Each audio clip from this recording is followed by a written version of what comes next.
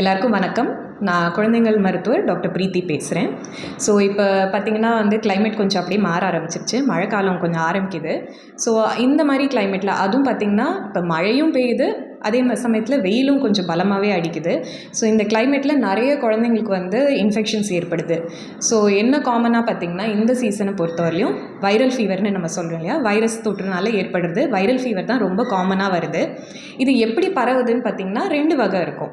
So ஒன்று நம்ம சளி, இருமல், ஜுரம் அந்த மாதிரி வர்றது எப்படின்னா, நம்ம குழந்தைங்க ஸ்கூலுக்கு போகும்போது பக்கத்தில் உட்காடுறாங்க, சேர்ந்து பேசும்போது, தும்மும்போது, இருமும்போது அந்த மூக்கில் இருக்க சளி அந்த செக்ரீஷன்ஸ் மூலயமா பரவுறது காமனான ஒரு வகை அதுதான்.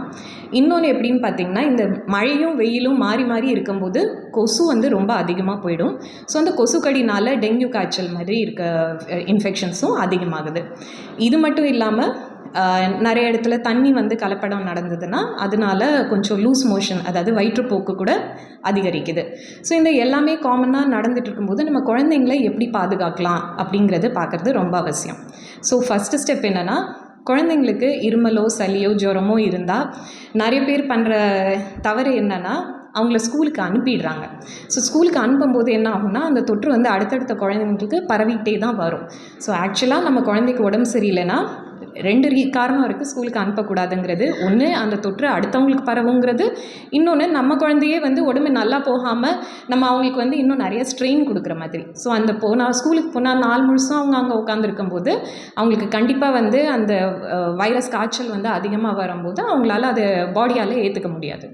ஸோ இதெல்லாம் நம்ம மனசில் வச்சுட்டு பிள்ளைங்களை வீட்டில் வச்சு ரெஸ்ட்டு நல்லபடியாக கொடுத்து நல்ல நீர் ஆகாரம் கொடுத்தோம் அப்படின்னா தான் முக்கியமான ட்ரீட்மெண்ட்டே பார்த்திங்கன்னா அதுதான். ஸோ எப்போ நம்ம குழந்தைங்கள ட்ரீட்மெண்ட்காக வெளியில் கூட்டிகிட்டு போகணும், இல்லை நம்ம வீட்டிலே இவங்களெல்லாம் மேனேஜ் பண்ண முடியுமா அப்படிங்கிறது நிறைய பேருக்கு இருக்க டவுட்டு தான். ஸோ ஃபஸ்ட்டு ஸ்டெப்பு, எந்த குழந்தைக்கு காய்ச்சல் வந்தாலும் ட்ரீட்மெண்ட்டே பார்த்திங்கன்னா பேராசிட்டமால் தான்.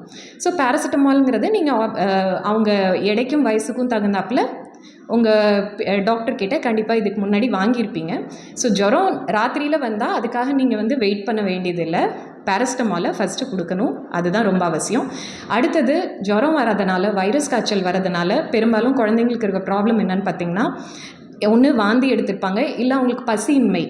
ஸோ வைரஸ் தொற்றுனால பசி சுத்தமாக இருக்காது, வயிறு பெரட்டுற மாதிரி இருக்குது அப்படின்னு நிறைய குழந்தைங்க சொல்கிறாங்க. ஸோ அதனால் அவங்களோட ஆகாரம்லாம் ரொம்பவே எடுக்கிறது குறைஞ்சி போயிடுது. ஸோ இதை சரிப்படுத்துறதுக்கு நம்ம என்ன பண்ணணும்னா, அவங்கள மெயினாக நம்ம டீஹைட்ரேஷன், அதாவது உடம்புல இருக்க நீர் சத்து குறைஞ்சி போகிறது, இந்த மாதிரி போயிடாமல் பார்த்துக்க வேண்டியது தான் ரொம்ப அவசியம். ஸோ அது குறையாமல் இருக்கணும்னா நம்ம வெதுன்னு தண்ணி நல்ல அளவில் கொடுக்க வேண்டும். அது இல்லாமல் அடுத்து நம்ம சூப், சிம்பிளாக நம்ம காய்கறி, அதாவது கேரட்டோ இல்லை டொமேட்டோ, அந்த மாதிரி சிம்பிளாக நம்ம வீட்டிலே சூப் செஞ்சு கொடுக்கலாம். அடுத்தது ஜூஸே கூட சில்லுன்னு இல்லாமல் நம்ம வீட்டில் ஃப்ரெஷ் ஜூஸ் மாதிரி போடுறது, லேசாக வெதுன்னு தண்ணி கலந்த மாதிரி அந்த மாதிரியும் கொடுக்கலாம். இது ரெண்டுலேயும் என்ன ஆகும்னா, அவங்களுக்கு உப்பு சத்தும் கிடைக்கும், சர்க்கரை, இயற்கையான சர்க்கரை சத்தும் கிடைக்கும். அது இல்லாமல் நம்ம வீட்டிலேயே ஓஆர்எஸ்ங்கிறத தயாரிக்கலாம். இல்லைனா இளநீர், பகல் நேரத்தில் இளநீரும் தரலாம். நிறைய பேர் இளநீரை கண்டால் பயப்படுவாங்க, சளி பிடிச்சிரும் அப்படிங்கிறது. ஆனால் அது இயற்கையான ஒரு ஓஆர்எஸ் மாதிரி தான். ஸோ இந்த மாதிரி நீர் சத்துள்ள விஷயங்கள் நம்ம நல்லா கொடுத்தோம் அப்படின்னா அதுதான் குழந்தைங்களுக்கு ஹெல்ப் பண்ணும். ஏன்னா அவங்களால ஆகாரம் எதுவும் சரியாக எடுக்க முடியாது. பட் நம்ம இந்த மாதிரி கொடுக்கும்போது கண்டிப்பாக அவங்களுக்கு அந்த எதிர்ப்பு சக்தியும் நல்லா ஆகும். அவங்களால போராடி இதை விட்டு வெளியில் வர முடியும், நோயை விட்டு சரியாக முடியும். அடுத்தது, கொசுக்கிட்ட இருந்து நம்ம குழந்தைங்கள முடிஞ்ச அளவுக்கு காப்பாற்ற பார்க்கணும். ஸோ அது வீட்டில் நீங்கள் கொசுவத்தி மாதிரி யூஸ் பண்ணலாம். இல்லைனா ரொம்ப பெஸ்ட்டு எதுன்னு பார்த்திங்கன்னா, எந்த சைடு எஃபெக்ட்டும் இல்லாமல் இருக்கிறது, கொசு வலைக்குள்ளே குழந்தைங்க தூங்குறது தான். ஸோ அது ஃபேமிலியே ஃபுல்லாக அதை ஃபாலோ பண்ணால் ரொம்பவே அது நல்லது. நம்ம வீட்டை சுற்றி எந்த அளவுக்கு நீர்த்தேக்கம் இருக்கோ அதையெல்லாம் எவ்வளோ தூரம் நம்ம கரெக்ட் பண்ண முடியுமோ அதை கரெக்ட் பண்ணுறது நல்லது. ஏன்னா அப்போ தான் நம்ம வீட்டை சுற்றி இருக்க கொசு ஓரளவுக்கு உற்பத்தி குறையும். அடுத்தது, ஸ்கூலுக்கெலாம் போகும்போது நீங்கள் குழந்தைங்களுக்கு முடிஞ்ச அளவுக்கு ஓடோமாஸ் மாதிரி ஏதாவது க்ரீம் தடவி அனுப்புனீங்கன்னா, ஏன்னா பகல் நேரத்துலையும் கடிக்கிற கொசுக்கள் உண்டு.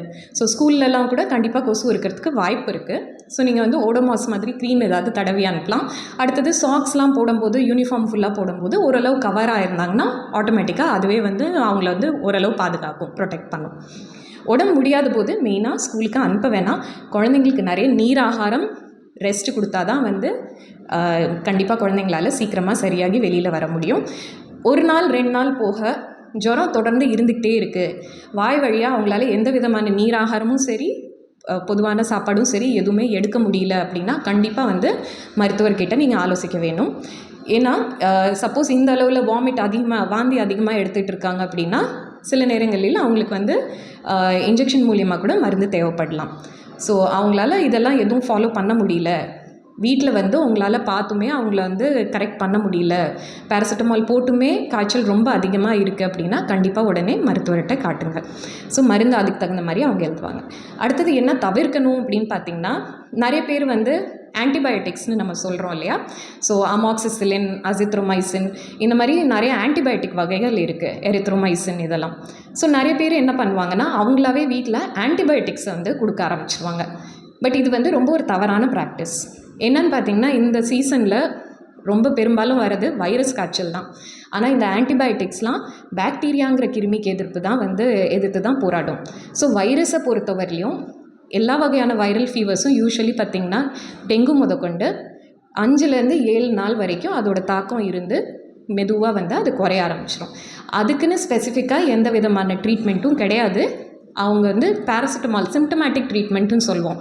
அதாவது குழந்தைங்களுக்கு என்ன வகையான சிம்டம்ஸ் அறிகுறி இருக்கோ அதுக்கு மட்டும் நம்ம ட்ரீட்மெண்ட் கொடுக்குறோம். இப்போ வந்து ஜுரம் இருந்தால் நம்ம பேராசிட்டமால் கொடுக்குறோம், வாந்தி இருந்தால் நம்ம வாந்திக்கான மருந்து கொடுக்குறோம், வயிற்றுப்போக்கு இருந்தால் அதுக்கான மருந்து கொடுக்குறோம், ஓஆர்எஸ் கொடுக்குறோம். ஸோ இந்த மாதிரி சிம்டமேட்டிக் ட்ரீட்மெண்ட் தான் வைரஸ் காய்ச்சலை பொறுத்தவரையிலும் தேவை. வைரஸ் காய்ச்சலுக்கு ஆன்டிபயோட்டிக் போட்டால் என்ன, இப்போ இருந்ததுன்னா சரியாக போகுது, இல்லைன்னா அது பாட்டுக்கு இருக்கே அப்படின்னு நம்ம நினைக்கலாம். பட் ஆக்சுவலாக என்ன ஆகும்னா, ஆன்டிபயோட்டிக்கை பொறுத்த வரைக்கும் அது போடும்போது பாக்டீரியா இருக்குன்னா பாக்டீரியா அந்த கெட்ட பாக்டீரியாவோட சேர்ந்து நம்ம உடம்புல நம்ம வயிற்றில் எஸ்பெஷலி குடலில் இருக்க நல்ல பாக்டீரியாவும் வந்து கண்டிப்பாக வந்து ஹார்ம்ஃபுல்லாக இருக்கும். நல்ல பாக்டீரியாவும் பார்த்திங்கன்னா எண்ணிக்கை வந்து குறைய ஆரம்பிச்சிடும். ஸோ எவ்வளோ தடவை ஃப்ரீக்வெண்ட்டாக நம்ம வந்து ஆன்டிபயோட்டிக் போட்டுக்கிட்டே இருந்தோம்னா நம்ம வயிற்றில் இருக்க குடலில் இருக்க நல்ல பாக்டீரியாவும் நம்ம வந்து டேமேஜ் பண்ணிகிட்டு இருப்போம். ஸோ அதனால் ஆன்டிபயோட்டிக்கை வைரல் இன்ஃபெக்ஷன்ஸ்க்கு கண்டிப்பாக தவிர்க்க வேண்டியது ரொம்ப அவசியம். இப்போ நீங்கள் டாக்டர்கிட்ட காமிச்சு சப்போஸ் வந்து அவங்க பாக்டீரியல் இன்ஃபெக்ஷன் இருக்கும் அப்படின்றது அவங்களோட ஆலோசனைனா அதுக்கு வந்து நீங்கள் அவங்கள்ட்ட கேட்டுட்டு கண்டிப்பாக அதை போடலாம். பட் வீட்டிலையே வந்து சளி இருமல் வந்தது, நிறைய பேர் அப்படி தான் வராங்க, சளி இருமல் இருந்துச்சு, நான் அமாக்சிசிலின் போட்டேன் ஆனால் வந்து குறையலை அப்படிங்கிறது. ஸோ வந்து நானும் ஒவ்வொருத்தங்களுக்கும் புரிய வைக்கிறது இதுதான்.